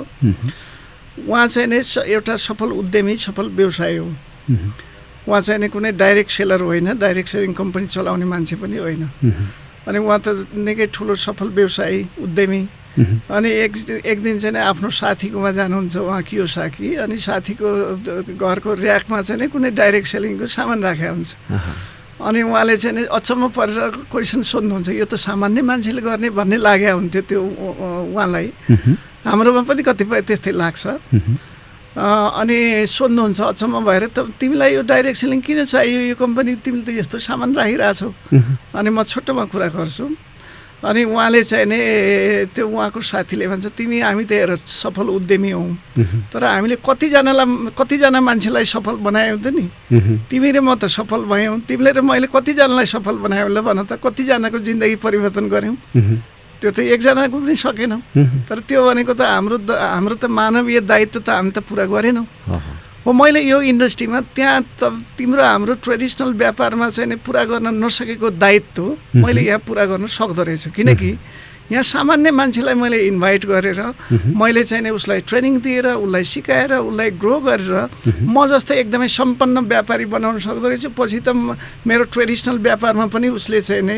इन्भेस्ट गरेर मसँग चाहिँ नि सहकार्य गर्न सक्छ तिमीले यो पाटो अध्ययनै गरेका छैन ल अध्ययन गरेर हेर अनि तिमी चाहिँ नि जिल पर्छ भनेर उसलाई च्यालेन्ज गर्छ कियोसाकीलाई अनि कियोसाकीले त्यहाँ त अचम्म भएर अनि यो इन्डस्ट्रीको बारेमा अध्ययन गर्छ र अध्ययन गरेर उसले चाहिँ नि किताबहरू जस्तै अघि मैले नाम भनेका किताबहरू के अरे रिच ड्याड पुअर ड्याड अनि क्यास फ्लो क्वाड्रन्ट त त्योभन्दा पहिल्यै लेखिसकेको थियो अनि तेस्रो किताब यो बिजनेस स्कुल भन्ने लेख्छ अनि उसले बिजनेस स्कुलमा के लेख्छ भने त्यो उनीहरूको लागि जसले चाहिँ नि आफ्नो जिन्दगीमा परिवर्तन गर्न चाहन्छ र अरूको लागि सहयोग गर्न चाहन्छ हो त्यो मान्छेको लागि भनेर उसले चाहिँ नि यो किताब लेख्छ र यसमा चाहिँ नि डाइरेक्ट सेलिङ किन डाइरेक्ट सेलिङ गर्ने तपाईँले भनेर उसले चाहिँ नि एकदमै रिजनहरू बताएको छ र त्यो मध्ये प्रमुख रिजन भनेको अघि नै तपाईँले किन सोधिरहनु भएको थियो प्रमुख रिजन भनेको त्यो तपाईँले चाहिँ नि अध्ययनको कुरा ट्रेनिङको कुरा के अरे यसको एकाडेमिक कुराहरू चाहिँ नि सोधिरहनु भएको थियो प्रमुख रूपमा उसले के भन्छ भने मान्छेमा जोसुकैमा पनि सफल हुने गुण छ यदि उसले वातावरण पाउने हो भने तर त्यसले वातावरण पाएको हुँदैन र त्यो सिक्रेट कुराहरू पनि थाहा पाएको हुँदैन जो सफल भइरहेछ उनीहरूले आफ्ना सिक्रेट कुराहरू चाहिँ नि त्यो बेलुकाको चाहिँ नि डाइनिङ टेबलमा होस् अथवा चाहिँ नि अरू मिटिङमा आफ्नो परिवारको सदस्यलाई मात्रै बताउँछ इभन आफ्नो म्यानेजरलाई पनि बताउँदैन हेर्नु बतायो भने त उसले त अर्को कम्पनी खोलिहाल्छ है त्यही भएर त्यो सिक्रेट कुराहरू चाहिँ नि त्यो पब्लिकमा पुगेकै छैन चाहे त्यो बिजनेस टप बिजनेस स्कुल होस् हार्वर्ड होस् अथवा चाहिँ नि अक्सफोर्ड होस् अथवा जुनसुकै कलेजमा तपाईँले डिग्री हासिल गर्नुहोस् त्यो सफलताको पैसा कमाउनेको त्यो सिक्रेटहरू तपाईँले पढ्न पाएको हुनुहुन्न कसैले पनि पढ्न पाएको हुँदैन त्यो फ्यामिली टु फ्यामिली चाहिँ नि जेनेरेसन टु जेनेरेसन त्यो सिक्रेट कुराहरू बताइन्छ र उसले त्यही कारणले त्यो कियोसाकीले चाहिँ एउटा फाइन्डिङ के गर्यो भने डाइरेक्ट सेलिङले चाहिँ यस्तो एकाडेमिक एजुकेसन सिस्टम चलाउँदो रहेछ जहाँ चाहिँ नि उसले मान्छेहरूलाई यसरी खुलेर चाहिँ त्यो सफलताका स्टोरीहरू सफलताका सूत्रहरू सफलताका गाइडलाइनहरू चाहिँ नै बाँड्दो रहेछ र त्यो पाएपछि जोसुकै मान्छे पनि सफल हुन सक्ने क्षमता राख्दो रहेछ र त्यसले गर्दा त्यो डाइरेक्ट सेलिङ कम्पनीहरूले एजुकेसन सिस्टमलाई चाहिँ एकदमै जोड दिएको हुन्छ र उनीहरूले त्यो आफ्नो एकाडेमीहरू चलाइराखेका हुन्छ धेरै कम्पनीले र त्यही कारणले हामीले युटर्नले पनि त्यो सुरुवात गरेका छौँ र यसले चाहिँ नै एउटा सफल हुने सूत्रहरू सक्सेस टिप्सहरू सक्सेस सिक्रेटहरू लिडरसिपका क्वालिटिजहरू अनि म्यानेजमेन्टका टेक्निकहरू साथै मान्छे कसरी चाहिँ व्यवस्थित र एकदमै एउटा प्रोफेसनल हुने प्रोफेसनल चाहिँ टेक्निकहरू यी सबै कुराहरूको प्याकेजमा यो एकाडेमीले चाहिँ नि कोर्सहरू डिजाइन गर्छ त्यही अनुसार चाहिँ नि अगाडि बढ्छ। हामी यो कुराकानीको क्रममा अब हामी करिब अन्तमा पनि छौँ। यो जुन यत्रो एउटा चाहिँ ग्रुप अफ कम्पनी यसभित्र विभिन्न चाहिँ कम्पनीहरू 6-7वटा कम्पनी पनि सँगसँगै चाहिँ लिड गरिराख्नु भएको छ। फेरि समाजसेवाको क्षेत्रमा पनि हुनुहुन्छ, लेखन क्षेत्रमा पनि हुनुहुन्छ, लगायत फेरि अध्यात्मतिर पनि यत्तिकै चाहिँ रुचि राख्नुहुन्छ होइन, लगायत विभिन्न आफ्नो जिम्मेवारीहरू त थुप्रै नै छन्। यसलाई कसरी आफ्नो यो व्यस्त समयको बावजुद पनि यसलाई कसरी कार्यतालिकाहरू कसरी म्यानेज गर्नुहुन्छ हजुरले? म यसको लागि 2-3टा कुरामा एकदमै धन्य छु। पहिला चाहिँ नि स्कुल कलेज पढ्दाखेरि चाहिँ नि पास हुनको लागि डिग्री हासिल गर्नको लागि नम्बर ल्याउनेको लागि पढियो, तर प्र्याक्टिकल कुराहरू हामीले थुप्रै मिस गरे हुँदो रहेछौँ। र मैले चाहिँ नि खास गरी व्यवसायमा र यो डाइरेक्ट सेलिङमा आएपछि एउटा त आफूलाई व्यवस्थित बनाउने कला, यो सेल्फ प्रोफेसनल कसरी बन्ने त्यो स्किल चाहिँ नि मैले गेन गरेँ। लिडरसिप स्किलहरू मैले गेन गरेँ, कम्युनिकेसन स्किलहरू गेन गरेँ, मैले चाहिँ म्यानेजमेन्ट स्किलहरू गेन गरेँ र एउटा मान्छे कसरी पूर्ण मान्छे हुने भन्ने एउटा स्किलहरू मैले चाहिँ नि गेन गरेँ। र मैले मेरो एउटा बानी के छ भने मैले जानेको कुराहरू सकभर मैले प्रयोग गर्छु। जानेको कुराहरू प्रयोग गरिएन भने केही अर्थ राख्दैन।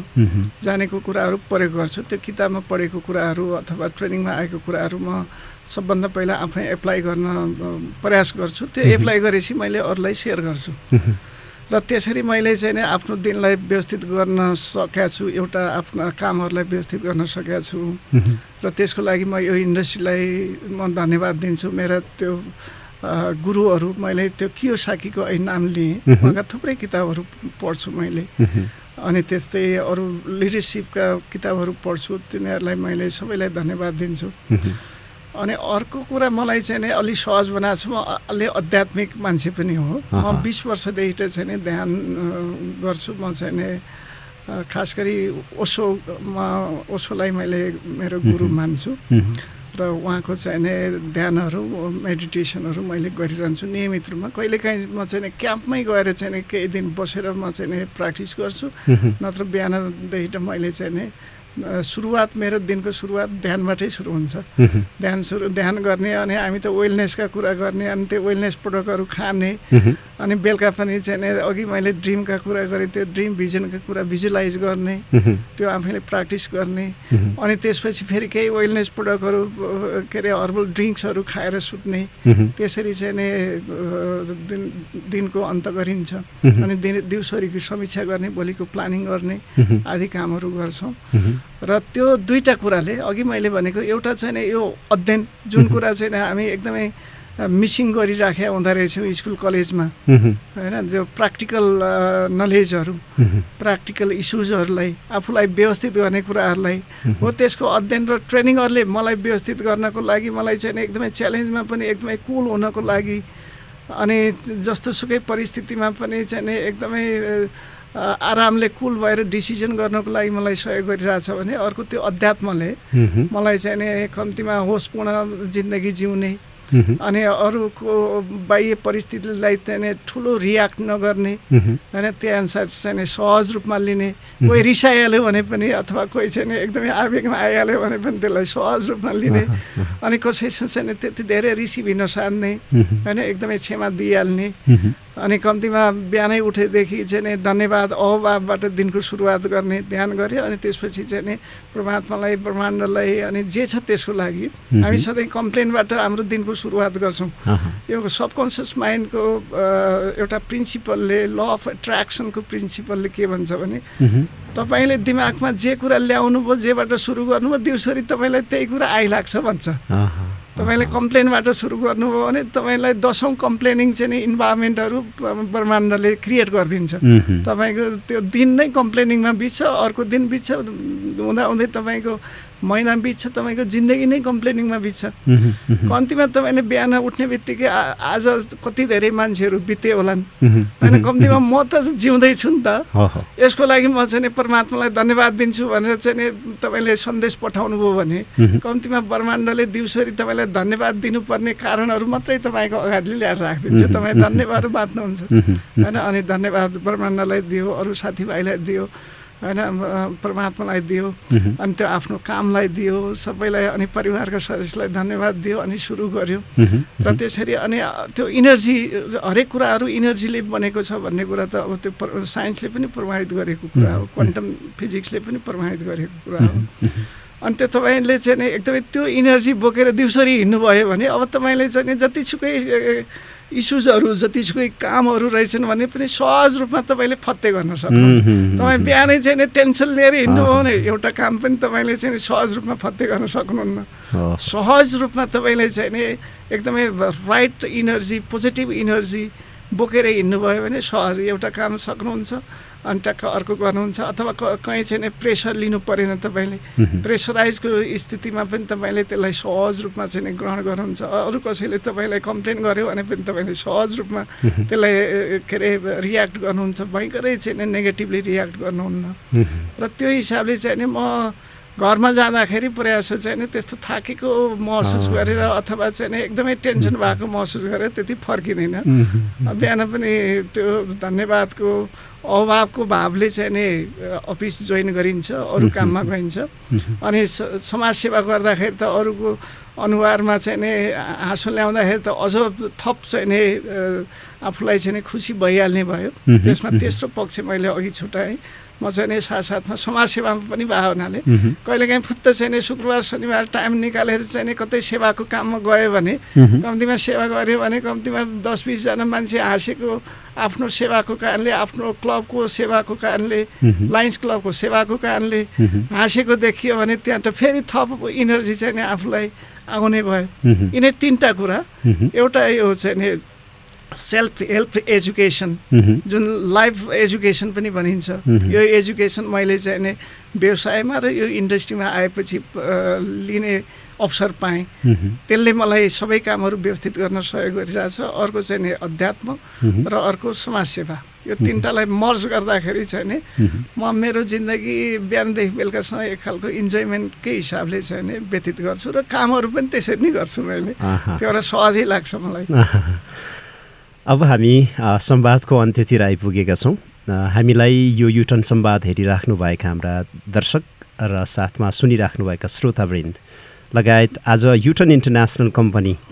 जो हजुरसँग आबद्ध हुनुहुन्छ उहाँहरूका प्रति पनि अन्त्यमा केही भन्न चाहनुहुन्छ म पहिला त म हरेक कुरामा धन्यवादै दिन मन लाग्छ म धन्यवाद दिन्छु अभाव दिन्छु यो संवादको लागि यहाँलाई धन्यवाद छ यो स्टुडियोलाई धन्यवाद दिन चाहन्छु धेरै गहन छलफल गर्न पायौँ हामीले र हामीसँग जोडिएका धेरै साथीहरूलाई पनि युटर्न ग्रुप अफ कम्पनीजमा जोडिएका विश्वास गर्नुभएका साथीहरूलाई पनि तपाईँलाई म एकदमै स्यालुट गर्न चाहन्छु किनकि नयाँ काममा सपोर्ट गर्ने मान्छे एकदमै कम हुन्छ। हिजो गौतम बुद्धलाई पनि सपोर्ट गर्ने एकदमै गाली गर्ने धेरै हुन्थ्यो, साथ दिने थोरै हुन्थ्यो। जुनसुकै काममा त्यस्तै हुन्छ र तपाईँले चाहिँ नि सुरुबाटै साथ दिनुभएको छ अनि तपाईँले चाहिँ नि च्यालेन्ज फेस गर्नुभएको छ। सुरुमै त तपाईँले चाहेको त अघि नै मैले मेरो स्टोरी बताइसकेँ, चाहँदैमा तपाईँको आजको भोलि त केही पनि पुरा हुँदैन, धेरै च्यालेन्जेसहरू फेस गर्नुपर्ने छ र तपाईँले च्यालेन्जेसहरू फेस गरिरहनु भएको छ तर तपाईँले रिटर्न त चाहे जस्तो अझै प्राप्त गरिसक्नु भएको छैन। तर यो कुरा यो इनर्जीलाई चाहिँ नि तपाईँले कायम राख्न सक्नुभयो भने मात्र न तपाईँले सफलता हासिल गर्नुहुन्छ, त्यो त प्राप्त गर्नुहुन्छ। तर अहिलेसम्म जुन कायम गर्नुभएको छ त्यसको लागि चाहिँ नि धेरै धन्यवाद दिन चाहन्छु।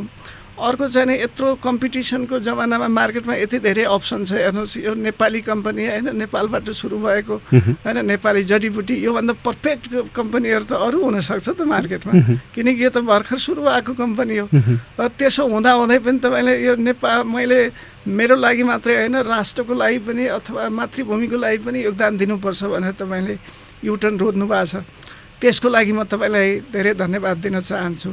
र तपाईँले थुप्रै इच्छा चाहनाहरू मार्नु भएको छ होला। तपाईँहरू फिल्डमा हुनुहुन्छ, अब हाम्रो युटर्नको हिसाबले धेरै डिस्ट्रिब्युटरहरू दिनदिनै फिल्डमा हुनुहुन्छ। उहाँले परिवारलाई समय दिन सक्नु भएको छैन अथवा चाहिँ नि के अरे स्वास्थ्यलाई ख्याल गर्न सक्नु भएको छैन होला, अरू धेरै कुराहरू मिसिङ आफन्तहरू मिसिङ गर्नुभएको छ होला। तर आफ्नो मिसनमा र देश बनाउने एउटा अभियानमा हुनुहुन्छ, त्यसको लागि पनि उहाँहरूलाई धन्यवाद दिन चाहन्छु। र भोलिका दिनमा हामीले धेरै गर्नुपर्नेछ। जुन चाहिँ नि एउटा इनर्जी बोकेर हामीले अहिलेसम्म काम गरेका छौँ र त्यो इनर्जी अझै केही समय कायम गर्नुपर्नेछ हामीले र त्यो कायम गरियो भने यो देशको लागि अहिले हामीले चाहिँ नि अलिअलि चाहिँ नि गर्व लाग्छ अनि भोलि ल हामीले यो पुरा गऱ्यौँ भने हामीलाई हाम्रो परिवारलाई एकदमै गर्व गर्ने काम गरौँला। तर हामीले राज्यले गर्व गर्न सक्ने गरी धेरैभन्दा धेरै रोजगार सिर्जना गर्न सकौँ। यही देशमा चाहिँ नि अहिले हेर्नुहोस् त यति धेरै युवाहरूको लाइन छ विदेशी नै, यसलाई कम गर्न सकौँ, यही देशमा राख्न सकौँ, विदेश गएकालाई पनि यहीँ आएर काम गर्न सकिन्छ भन्ने एउटा वातावरण सिर्जना गरौँ। इन्डिया नेपाल लगायत चाहिँ नि हाम्रो वैदेशिक व्यापारको यति धेरै इम्ब्यालेन्स छ, त्यसलाई पहिलो लटमा पहिलो फेजमा हामीले चाहिँ नि कम्तीमा उताबाट आउने सामानलाई रोक्न सकौँ, आयात प्रतिस्थापन गर्ने भयो हामीले। अनि दोस्रो फेजमा चाहिँ नि हाम्रा यति धेरै दाजुभाइहरू संसारभरि हुनुहुन्छ, उहाँहरू मार्फत संसारमा हामीले सामान लान सकौँ। इन्डियामा हामीले चाहिँ नि हाम्रा चाहिँ नि एकदमै युनिक हर्बल प्रडक्टहरू हाम्रा मौरीजन्य वस्तुहरू इन्डियाको मार्केटमा लान सकौँ, धेरै निर्यात गर्न सकौँ, राज्यको अर्थतन्त्रमा टेवा पुर्याउन सकौँ, मलेसिया लगायतका संसारका मुलुकहरूमा लान सकौँ। र त्यसो भयो भने क्या आनन्द। अनि स्वास्थ्यको क्षेत्रमा त हामीले चाहिँ नि अलि वेलनेस प्रडक्टहरू यो मौरीजन्य प्रडक्टको त धेरै कुरा गर्न सकिएन आज। तर मौरीजन्य प्रडक्टहरू मैले लगभग 8 वर्षदेखि प्रयोग गरिरहेको छु, मलाई हस्पिटल जानु परेको छैन। यिनीहरू औषधि होइन